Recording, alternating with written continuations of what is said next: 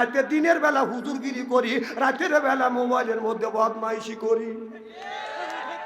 প্রেম প্রীতির জ্বালা মোবাইলের মেলা, এখন আর চিঠি লেখা লাগে না। কথা কয় এই যে আমাদের যে আমল নামা, যতই আমি চুপ পাকাইতে টুপি মাথা দিয়ে ঘুরি কেন, রাতের বেলা শয়তান আমাকে ধোঁকা দিবে, একটু ল্যাংটা ছবি দেখ। কথা কন না খা।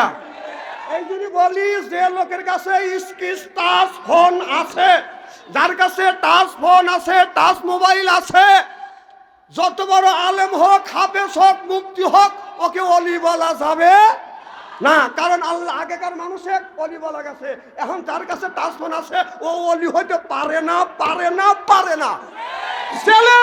চ্যালেঞ্জ করলাম আমি।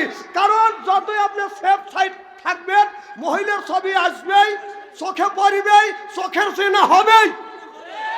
যার কাছে টাচ ফোন আছে ওর মহিলার ছবি দেখবে, ও চোখের চেনা করবে, ও কিভাবে আল্লাহর অলি হইতে পারে? কোন